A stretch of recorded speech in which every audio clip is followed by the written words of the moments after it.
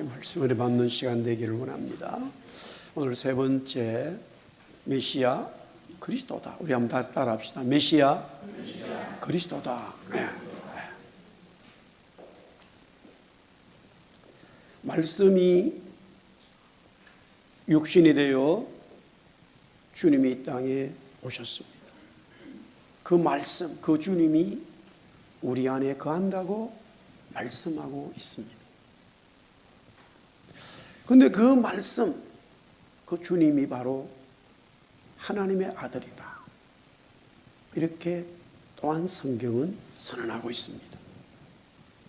제가 첫 번째 드렸던 말씀은 말씀이 육신이 되었다. 하나님의 말씀은 우리에게 다가오시는데 세상의 사람들이 추구하는 그 로고스는 계속 자기들이 무언가를 찾아가는 그런 이리야의 말씀을 찾아갔어요. 하나님은 우리에게 찾아오시고 인간은 세상의 철학과 지식과 종교는 그 절대자를 로고스를 찾아가는데 그것은 그 로고스를 만날 수가 없는 거예요. 하나님이 우리에게 찾아와 주셨기 때문에 우리에게 그 하시는 놀라운 은혜가 임하신 것이죠. 그 말씀이 바로 두 번째 드렸던 것은 하나님의 아들이었다. 전능자 하나님의 아들이다. 창조주 하나님의 아들이다. 이런 하나님의 아들 말씀이 육신이 되셨는데 구체적으로 그분이 무엇 때문에 이 땅에 오셨는가요? 무슨 일을 하시려고 이 땅에 오셨는가? 메시아 그리스도다. 오늘 세 번째 말씀입니다. 요한복음 오늘 본문 읽었습니다마는 1장 40절에 요한의 말을 듣고 예수를 따르는 두 사람 중에 하나는 시몬 베드로의 형제 안드레라라고 기록합니다. 여기에 요한의 말을 들었다는 것은 요한복음의 요한이 아니라 세례를 베풀었던 세례 요한을 말합니다. 세례 요한의 제자들이 굉장히 많았습니다. 그 중에 오늘 세례 요한의 제자인 두 사람을 설명을 하는데 그 중에 하나는 누구라고 하냐면은 안드레라 이거예요. 안드레는 시몬 베드로의 형제입니다. 안드레가 세례 요한의 제자였다 이거예요. 두 사람이라고 말하면서 한 사람은 안드레라고 분명히 이야기를 하는데 이 성경을 기록한 복음서를 기록한 요한이 왜 한 사람의 이름은 굳이 빼버렸나 이거예요. 그 사람이 누굴까요? 그 한 사람이 누굴까요? 예, 바로 요한 자신입니다. 요한복음 전체에 보면 이런 표현이 몇 군데 있고 학자들은 이 요한의 성격과 모습을 통해서 자기의 이름을 드러내지 않는 습성 때문에 두 사람인데 안드레는 굳이 이야기하면서 자기 이름은 빼버렸다 이거예요.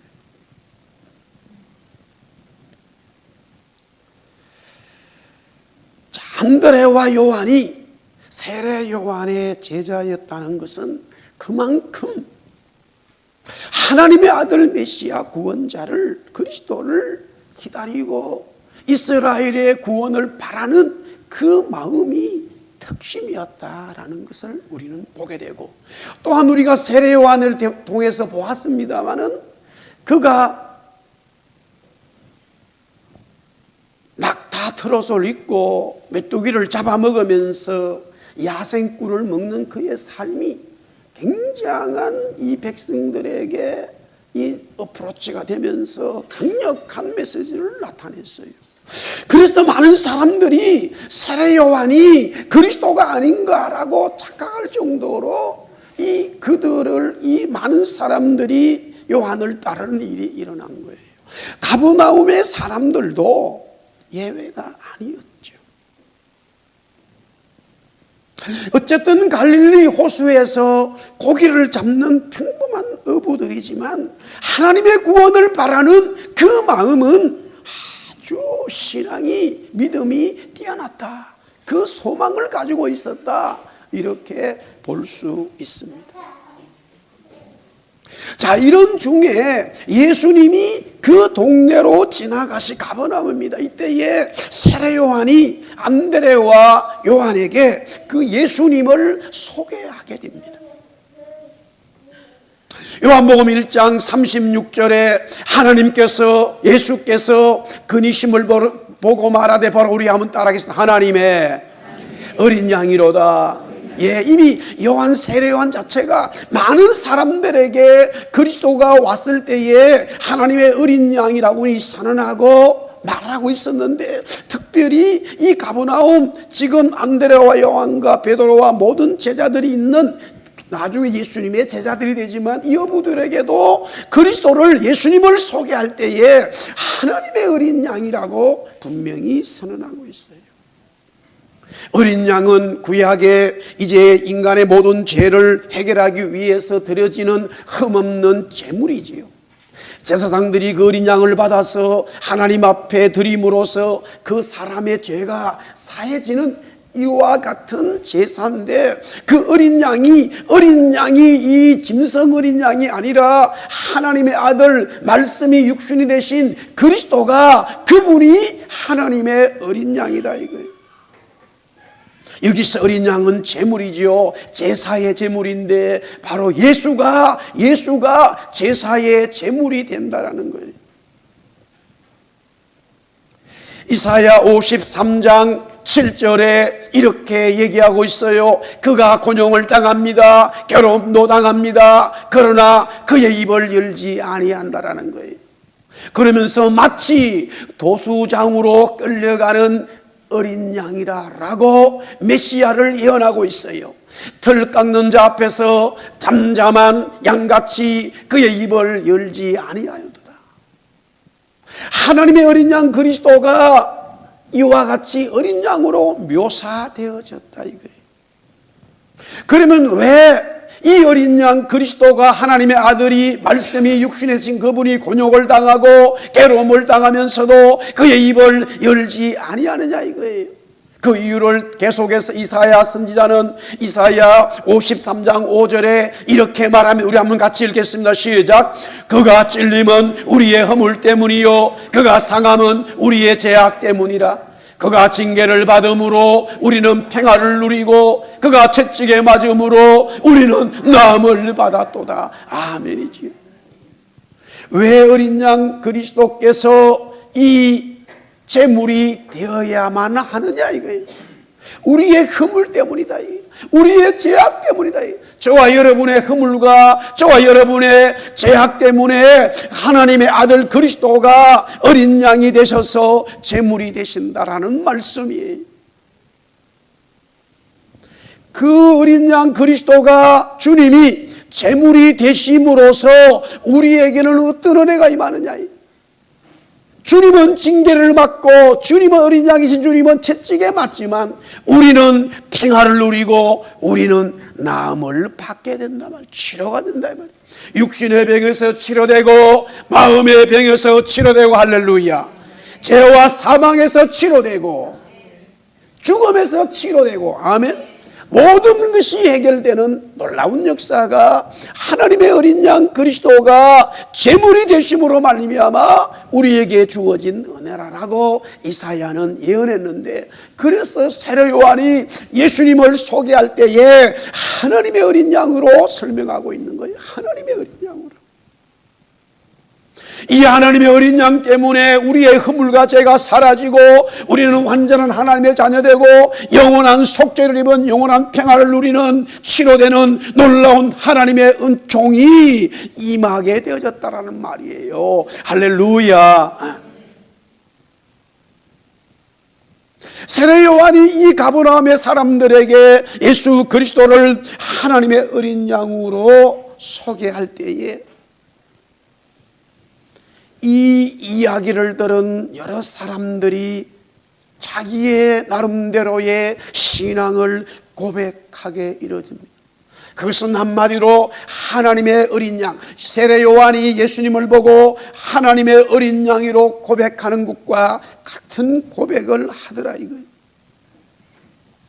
먼저 오늘 요한복음 1장 41절에 보니까 그가 먼저 자기의 형제 시몬을 찾아 말하되 우리가 메시아를 만났다. 이게 예수님을 보고 안드레가 뭐라고 말하냐면은 자기 시몬에게 형에게 시몬에게 말할 때 메시아 만났습니다라고 그렇게 하는 거예요. 그런데 우리라고 말했을 때 당연히 안드레와 요한 이 복음을 서를 기록한 요한이에요. 요한과 안드레 요한이 예수님에 대해서 고백할 때에 뭐라고 고백하냐면은 우리는 메시아를 만났습니다. 메시아를 번역하면 그리스도다 이 말이에요. 우리 한번 따라합시다. 나는 메시아를 만났습니다. 예, 메시아 그리스도를 분명히 만나야 돼요. 여러분의 삶의 평생에 반드시 만나야 할 분이에요. 이것을 놓치면 안 돼. 이것은 복음이에요. 반드시 메시아를 만나야 돼. 여기서 메시아는 히브리 말이고 그리스도는 헬라 말이에요. 같은 말인데 영어와 한국말처럼 되는 거죠.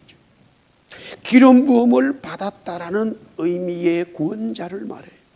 기름 부음을 받는 것은 왕과 선지자, 제사장이 구약에 받아야 되는데 반드시 하나님은 그 직분을 받는 사람들에게 기름 부음을 주셨단 말이에요. 그런데 그리스도는 왕과 선지자, 제사장 이 세 가지 직분이 다 한 사람에게 집중되는 거예요. 입법부와 사법부와 행정부가 다 한 사람에게 있다. 이것은 완전히 독재적인 거예요. 권력이 가장 많이 와 있는 거예요. 세상에 이런 나라를 만들게 되면 거의 독재자로 가게 돼 있어요. 그러나 그리스도는 반드시 그리스도의 표현은 독재자예요. 모든 권력이 그분에게 집중돼 있어요. 그래서 하나님은 구약에 여러 직분을 주셨을 때에 이 왕과 선지자 제사장의 직분을 줄 때에 한 사람이 세 가지의 직분을 가지지 못하게 했어요.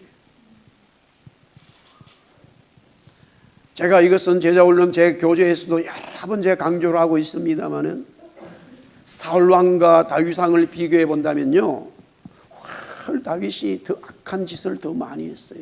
실제로는. 그런데 결과를 보면은 내용을 보면 많이 다른 거예요. 그 이유가 있습니다. 아주 중요한 이유가 있어요. 다윗은 왕이에요. 왕이 돼서 기름 부음을 받았어요. 또한 다윗은 많은 하나님의 말씀을 기록했어요. 시편의 대부분이 선지자진 말씀이에요. 그래서 다윗은 선지자예요. 그런데 만약에 다윗이 제사장의 직분까지 가지고 간다 그러면은 그리스도가 되는 거예요. 그래서 그는 예배를 제사할 때에 끝까지 도와주었고 왕으로서 제사장들이 그 일을 감당한 거예요. 만약에 다윗이 제사장의 직분을 감당해 자기가 예배를 드렸다면은 이미 그리스도가 되는데 혈통적으로는 다윗의 계통이니까 다윗이 아브라함과 유다의 자손이니까 맞는데 문제는 뭐냐면은 남자의 후손이라 이거예요. 그리스도는 유다 지파의 계통을 오지만은 여자의 후손이 돼야 되는데 일명 이것이 자칭 그리스도가 되는 거예요. 그래서 다윗은 끝까지 그 자리를, 이 제사장의 자리를 어떤 일이 있더라도 제사장이 할 수 있도록 노래 부르는 자들을 세워주고 도와주었지 자기가 그 일을 직접 집례하지는 않았다 이거예요. 여기에 비밀의 키가 있는 거예요. 그런데 사울왕을 보면 사울도 마찬가지로 왕이 되었어요. 그런데 사울의 성경을 보면 여러분들이 사울이 선지자냐라고 그러는데 예, 성령을 받고 그는 하나님의 선지자적인 역할을 감당하게 이르렀어요. 그 성경에 분명히 나와요.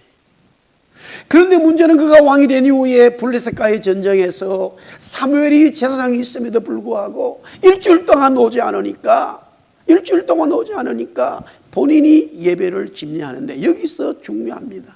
사람들은 군사들이나 장군들이나 국민들은 다 그것을 동의했어요, 여러분들. 그렇기 때문에 그 내용을 보면 아무도 사울왕이 예배를 집례하는 것에 있어서 반대하는 사람이 없었다 이거예요. 이것이 굉장히 중요한 진리를 놓치는 거예요. 어느 순간에는 세상이 다 옳다고 얘기해도 진리가 아닐 수 있는 게 많다는 사실을 아셔야 돼요. 지금 조금 넓은 의미로 우리 한국교회는 이 부분을 다 놓치고 있는 거예요. 오늘 계속해서 말씀을 나누겠지만은 사람들의 평가가 하나님의 평가가 되면 좋지만 그렇지 않은 게 많다라는 사실이에요. 일주일이 되어졌을 때 사무엘이 왔잖아요. 묻지도 않고 왕이 지금 뭐 했나 이거예요. 당신이 오지 않아서 내가 예배를 인도했다. 그러니까 더 이상 말하지 않고 바로 던지는 말이 아주 중요한 말을 던지고 가버려요. 사무엘. 그리고 그 이상 그 이후에 한 번도 만나지를 않아요. 사무엘이 사울을. 그게 뭐냐면은 하나님이 당신을 버렸습니다. 하나님이 당신을 버렸다 이거예요. 왜? 그는 왕이고 선지자고 제사장의 직분을 다 가져갔기 때문에 그리스도가 되어버린 거예요. 그러나 그리스도가 됐을 때 두 가지 문제가 있어요. 그는 베냐민 지파예요. 유다 지파가 아닙니다. 또한 남자의 후손이에요. 여자가 후손이 아니기 때문에 하나님은 그를 버려버린 거예요. 자칭 그리스도가 됐기 때문에. 마지막 때 예수님이 마태복음 24장에 우리 성도들에게 말하는 그 여러 가지 세상의 변화들이 많다 이거예요. 천지가 개벽한다 이거예요. 그러나 성도들은 그런 것 때문에 마음에 동요하지 말아요. 전쟁도 있고 기근도 있고 뭐 정치적으로 난리를 쳐도 성도는 그것 때문에 움직일 필요가 없다 이거예요. 가장 중요한 것은 거짓 그리스도, 거짓 선지자를 조심하라 이거예요. 믿으시면 아멘. 이게 제일 중요한 메시지예요, 여러분들. 성경에 주님이 그만큼 그리스도는 하나님의 아들만이 가지는 구원자의 직분이기 때문에 그렇다라는 것이죠.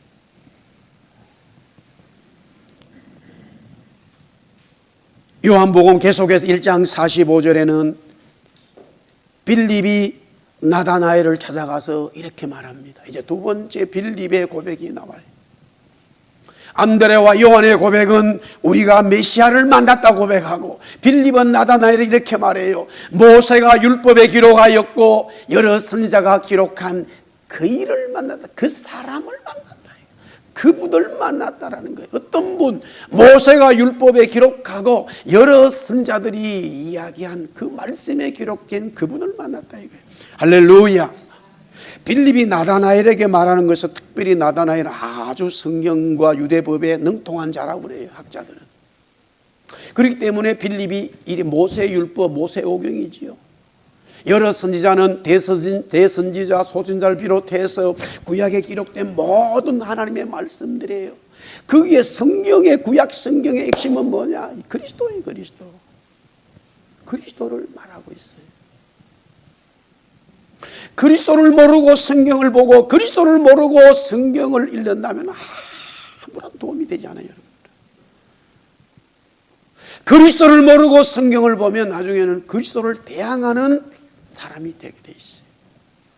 그러나 이 성경을 통해서 그리스도를 발견하게 되면, 야, 이 성경에서 그리스도를 말씀하고 있구나, 이 그리스도가 나의 구원자구나, 이 성경은 그리스도였구나, 주님은 이 땅에 와서 성도들에게, 또한 제자들에게, 모든 사람들에게 이 모든 성경은 나를 가리킵니다.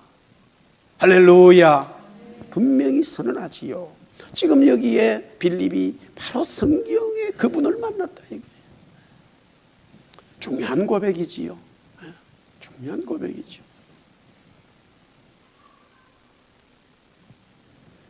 저는 참 어릴 때 은혜를 받았는데 정말로 하나님의 은혜예요. 그런데 특별히 성경에 눈이 돌아버렸어요. 성경이. 너무너무 성경이 제 마음으로 역사가 되기 시작했어요. 그것은 하나님이 나에게 주신 특별한 은혜. 왜? 그분이 발견되어졌어요. 이 성경을 통해서 성경 속에 그리스도 주님이 보이는 거예요. 지금 빌립이 그 고백을 하고 있어요. 자, 요한복음 1장 49절에 계속해서 이제 이렇게 나타나고 있습니다. 나다나엘의 고백을 보는 거예요. 나다나엘이 대답합니다. 랍비여, 당신은 우리 아무 따라서 하나님의 아들이시오. 당신은 이스라엘의 임금입니다.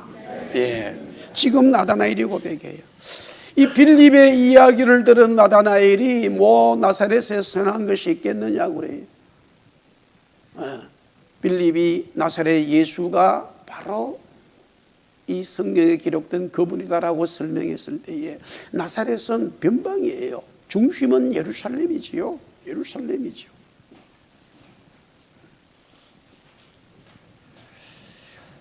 그렇지만은 성경은 이렇게 예언되어 있었어요. 갈릴리야 어둠에, 갈릴리가 스불론과 납달리 땅아, 갈릴리가 어둠에 있지만은 다시 생명의 빛으로 밝아질 것이다. 그게 그리스도가 갈릴리에서 활동하고 복음을 전하는 예언적인 말씀이에요. 그러니까 나다나엘이 뭐 나사렛에 뭐 선한 게 있냐 말이야 라고 말하는 데에 결국 예수님이 나다나엘을 만나면서 이제 어떤 말들을 하고 나니까 지금 이 나다나엘이 이렇게 고백하는 거예요. 당신은 하나님의 아들입니다. 당신은 이스라엘의 왕입니다. 이게 바로 메시아 그리스도라는 것을 고백하고 있는 거예요. 나다나엘의 고백이에요. 할렐루야. 세례 요한이 이 그리스도를 하나님의 어린 양으로 소개하면서 이 갈릴리 호수의 가버나움 동네가 발칵 뒤집어졌고, 여기에 이제 우리가 아는 대부분의 제자들이 그 동네의 출신으로 채워지게 돼요.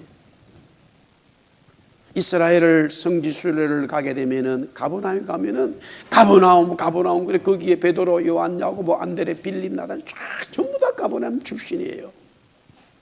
어마어마한 도시 같지요. 제가 봤을 때는 우리 여기 지금 우리 교회 땅 정도밖에 안 돼. 그 정도, 이 교회 땅밖에 안 돼요. 아마 이거보다 더 적을 것 같아요. 지금 그 지역이. 2000년 전이라고 생각하시죠. 2000년 전. 그들은 주님을 메시아를 만났다고 고백하고 성경에 기록된 그분이라고 고백하고 하나님의 아들이라고 이스라엘 임금이라고 고백하는, 그리스도를 인정하는 놀라운 고백하는 믿음의 신앙의 출발점이 이루어졌습니다. 자, 이런 이 가버나움에 지금 베드로, 요한, 안드레, 빌립, 나단 여러 사람들이 예수님을 보고 세례 요한이 하나님의 어린 양으로 해서 자기들의 신앙의 고백을 하게 되지요. 그들의 고백을 들은 예수님은 이제 서서히 요한복음은 그리스도의 사역의 문을 설명하고 있어요.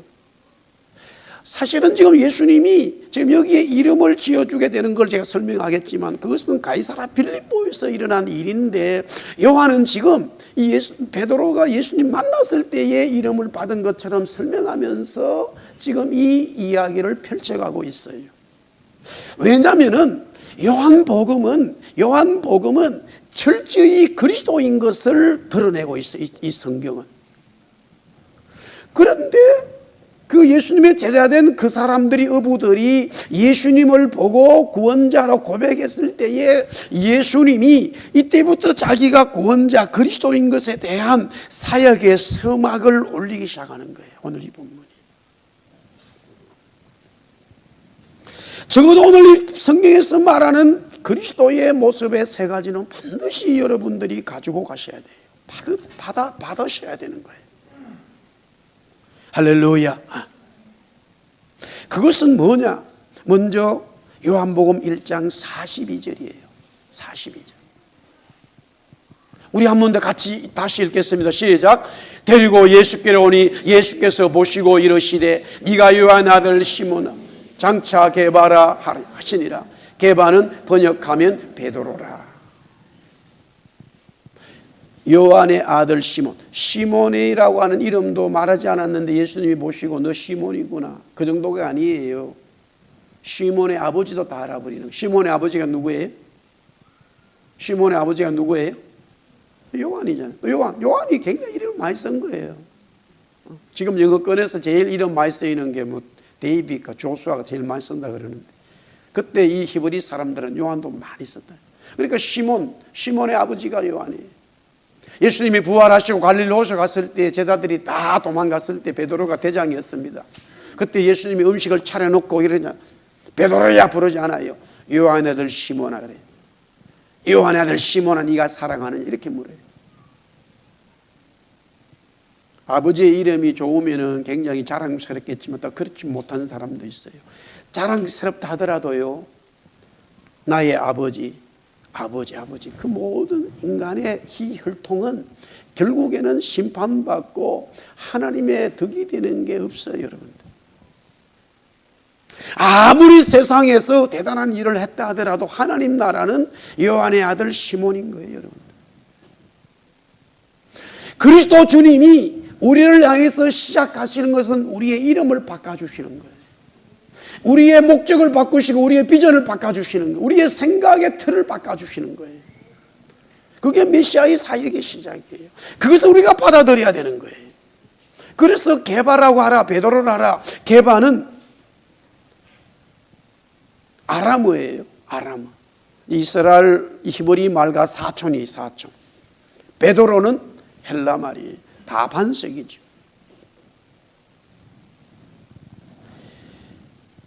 주님은 이 믿음의 반석 위에 주님의 교회를 세운다 이거예요. I will build my church on the rock.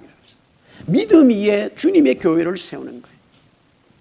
누구나 다 마찬가지예요. 지금 천주교는 그래서 세례 받을 때에, 영세 받을 때에 새로운 이름을 준단 말이에요. 제가 봤을 때는 그거는 아주 좋은 전통인데 개신교는 할 때 많은 걸 버렸어요. 물론 우리는 세례받을 때 영적으로 내가 하나님의 자녀 되었다라고만 고백하는 것을 인식했기 때문에 눈에 보이는 이름 자체를 지어주지는 않았어요. 아브라함은 존귀한 아버지인데 하나님이 아브라함으로 바꾸라는 거예요. 존귀한 아버지가 아무리 존귀해도 그 집안에서만 존귀한 거예요. 사실 집안에서도 존귀하기 어려워요. 뭐 자녀도 없고 뭐 조카 데려와가지고 뭐 이방에 사는 건 뭐가 존귀하겠어요. 그러나 하나님이 이삭을 주시면서 열국의 아버지, 열국의 어머니로 만들어주는, 열국의 존귀한 하나님의 이 아버지로 만들어주는 거예요. 할렐루야. 이게 이제 뭐냐면 하나님께서 이름을 만들어 주신다는 것은 우리 세상의 어떤 가치관이 아니라 하나님의 가치관으로 살아가라고 하는 그 시작을 알려주는 거예요. 요한계시록 2장 17절에 이렇게 되어 있어요. 기 있는 자는 성령이 교회들에게 하시는 말씀을 들을지다. 이기는 그에게는 내가 감추었던 만나를 주고 또 흰 돌을 줄 테인데 그 돌 위에 새 이름을 기록할 것이 있나니 받는 자밖에는 그 이름을 알 사람이 없다. 이 무슨 말이냐? 끝까지 이기는 자에게 주님께서는 하나님의 성도들에게 세상이 알지 못하고 그 누구도 알지 못하는 하나님만 아시는, 그리스도 주님만 아시는 그 성도에게 새 이름을 주신다는 거예요. 이것은 영원한 구속의 은총을 말하고 있어요. 주님과 영원히 사는 구속의 나라를 이야기하고 있는 거예요. 그렇게 내 이름이 하나님 나라에 등록되는 거예요. 내 이름이 그렇게 하나님 나라에, 이제 영주권을 받고 시민권이 되면은, 영주권일 때는 내 이름이 바뀔 필요 없는데 시민권이 되면 이름 바꿀 수가 있어요. 여기에 이제 정식으로 캐나다에 내 이름이 등록되는 거죠. 저는 지금 아들이 있지만은 법적으로는 제 아들이 아니에요. 왜냐? 스펠링이 달라요. 아주 나쁜 놈이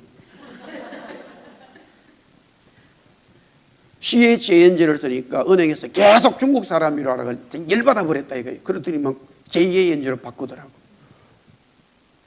그래 나는 CH고 지는 JANG라.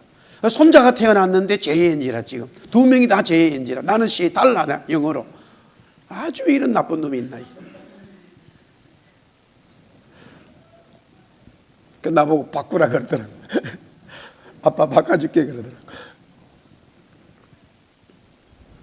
그렇게 뭐 오래 걸리지도 않는데 돈도 많이 안 들어간데 바꾸면 된대. 하나님이 우리에게 구속의 은총을 주시고 새 이름을 딱 주는 거예요. 새 이름. 할렐루야. 너는 나의 아들이야. 너는 나의 딸이야. 그 이름이, 영원한 이름이 다 하늘나라에 찍히는 거예요. 그게 예수님의 구원자의 사역의 시작이죠. 자, 그 다음에 계속해서 요한복음 1장 47절 48절.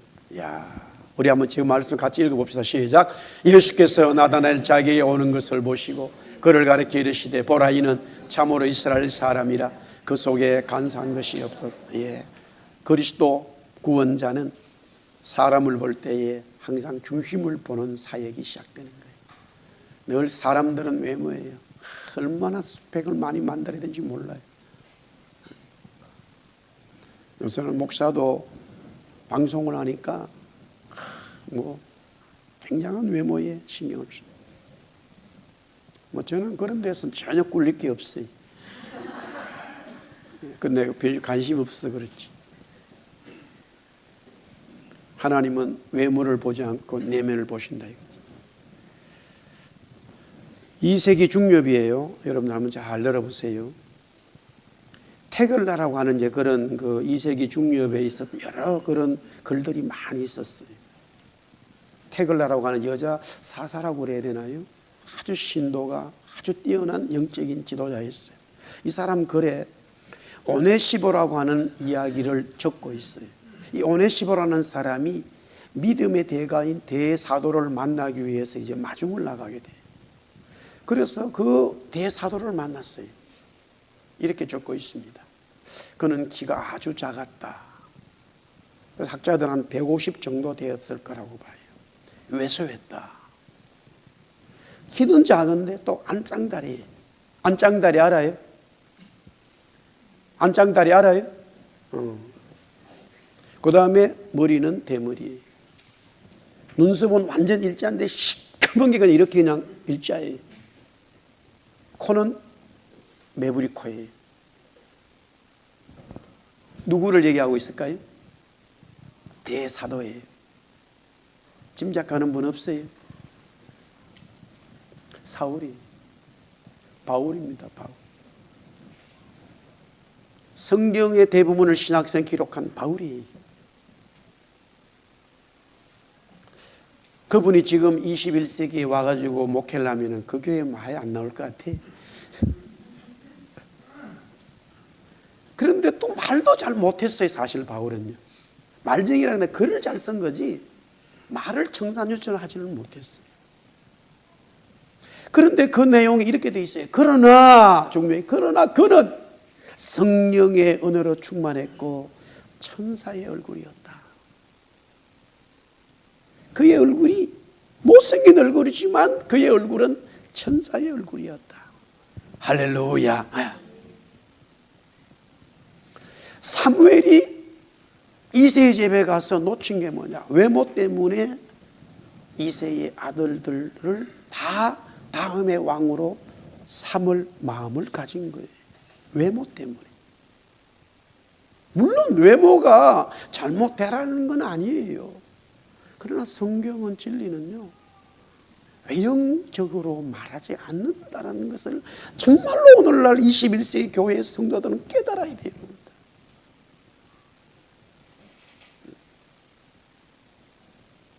지금 모든 교회의 이 모든 것들이 뭐 옛날보다는 나았잖아요. 저는 개인적으로 진짜 뭐 그런 소원을 기도를 안 한 건 아니지만은 정말로 뭐 수십 명의 오케스트라가 있는데 한번 내가 지휘를 하며 봤으면 교회에서 그런 마음을 가지는데 하나님이 허락을 안 하시더라고요. 여러분들 수백 명의 찬양대와 수십 명의 전문 오케스트라 앉아서 찬송을 부를 때 그 반주하는 음악만 들어도요 너무나 좋아요. 거기 앉아서 전혀 은혜가 안 된다. 정말로 이상한 사람일 거예요. 그러나 실제로 하나님의 성령은 역사하지 않을 수 있어요. 아무것도 아닌 부족한 그런 상황 속에서 드리는 찬양, 우리의 예배에 우리의 삶을 하나님이 너무너무 받으시고 그 영혼을 사랑하시고 그 영혼에게 비전과 은혜를 주신다는 사실을 잊지 말아야 돼요. 그러나 우리는 다 외형에 빠져서 하나님의 진리를 놓칠 수 있는 경우가 너무 많다라는 거예요. 그러나 하나님은 교회와 성도의 중심을 보신다는 것이죠. 할렐루야. 우리의 중심을 보시는 거예요. 우리의 중심. 그래서 교회는 성도 간에 서로 중심을 보는 그 마음을 우리는 가지고 있어야 된다. 마지막으로 요한복음 1장 50절에서 51절입니다. 이것은 이제 이름도 새롭게 지어주시고 중심을 보시는 그리스도의 사역인데, 주님이신데, 진짜 이거는 이제 진짜 왜 주님이 이 땅에 오셨는가를, 그리스도로 오셨는가를 이제 선언하게 되어지는 거예요. 고기 잡는 그 시골 사람들이 아무리 그리스도를 인정한다 하더라도 이 말이 정말 이들에게는 엄청난 역사라는 사실을 모르고 갈 때가 많죠. 우리는 아무것도 아닌 거 하나님께 순종했는데 하나님은 놀랍게 이제 역사하시는 일을 보게 되어져요. 50절에 이렇게 되어 있죠. 너가 무화과 나무 아래 있다는 것 때문에, 보았기 때문에 너가 나를 믿느냐?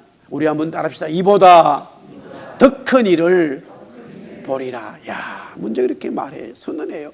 그 다음에 이제 51절에 보면은 상상을 초월하는 말씀을 던져놓습니다. 진실로 진실로 I tell you the truth. 아주 중요한 표현이에요.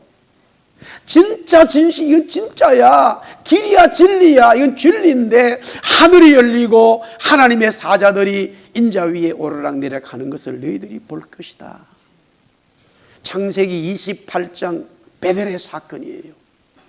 야곱이 아버지 속이고 형 속이고 도망가다가 돌백에서 잠을 잡니다.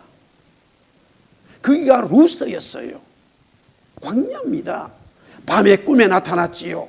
이 야곱이 거기서 하늘에서부터 땅에 사닥다리가 내려와 있는데 하나님의 사자들이 오르락내리락 하는 것을 보게 되는데 계속 보니까 그 꼭대기에 하나님이 서 계시는 거예요. 여기에 하나님이 계시는구나 하고 루스를 베델로 바꿨어요. 하나님의 집으로 이름을 명명한 거예요. 그가 20년 생활을 에삼촌이 마치고 돌아올 때 이 베델에서 다시 제단을 쌓고 하나님의 은혜를 갈망하게 되어져요. 그런데 그 사건을 그대로 그 말씀을 가져오는데 살짝 바뀌었어요. 하나님의 사자들이 창세기에는 사닥다리 위에 오르락내리락 하는 거예요. 근데 오늘 성경은 누구 위에? 인자 위에. 그래서 주님이 바꿨어요. 내용을 보면. 구약의 야곱이 본 것은 사닥다리는 하늘과 땅에서 연결되었기 때문에 자기의 모든 삶이 이 사닥다리를 통해서 하나님께로 올라가는 거예요. 하나님을 보고 계시는 거예요. 할렐루야. 근데 지금은 어디 위에 오르락내리락 한다고? 인자에 그리스도를 통해서 우리의 모든 삶이 새 이름을 받고 중심을 보셨기 때문에 내가 구원받아 하나님의 사역을 감당할 때에 모든 것이 그리스도 위에서 오르락내리락 해야 되는 거예요. 왜 교회가 교회답지 못하고 또한 진짜 성도가 은혜 받았는데 잘못되느냐? 자기 위에서 오르락내리락, 자기 능력과 자기 명예와 자기 권력 위에서 오르락내락 하기 때문에 문제가 발생하는 거예요. 하나님이 은혜 주시면 하늘의 문이 열리는 거예요. 하늘의 역사를 보게 되는 거예요. 세상 사람들은 아무리 능력이 있어도 하늘을 볼 수가 없어요. 뭐 지금 달나라 가고 돈 있으면 이제 그 우주 구경한다 그러는데, 그렇다 하더라도 하나님을 볼 수 있는 것은 아니에요. 어마어마한 돈을 들여서 우주선을 탄 분이 그러더라고요. 야, 백만장자가 이 지구 대기권 밖으로 나가서 지구를 보니까 지구가 동그란데 빛이 나더라. 열이 있기 때문에. 그렇다고 해서 하늘이 열리는 하나님을 볼 수 있는 건 아니에요. 그리스도의 사역, 중요한 우리가 그리스도를 통해서 그리스도 위에 있을 때에 우리는 하늘의 문이 열려지는 역사가 생기는 거예요. 할렐루야. 믿으세요? 그래서 막 선교하고 순교하고 헌신하고 변화되고 비전을 얘기하게 되고 막 이런 일들이 그렇지 못한 사람들에게서 막 입에서 나오는 거예요. 왜? 하늘이 열려버렸어요. 하늘 문이 열려버렸어요. 할렐루야. 이게 구속의 역사란 말이에요. 그리고 하나님의 천사들이 나를 도와주는 거예요. 나는 반드시 예수님 위에 있는 거예요. 예수님이. 그래서 예수님이, 우리 한번 따라서, 예수님은 우리의 중보자시다. 예, 우리를 연결하는 다리다. 이게 사닥다리다. 이게 하늘로, 땅에서 하늘로 연결하는 그리스도다 이 말이에요. 할렐루야.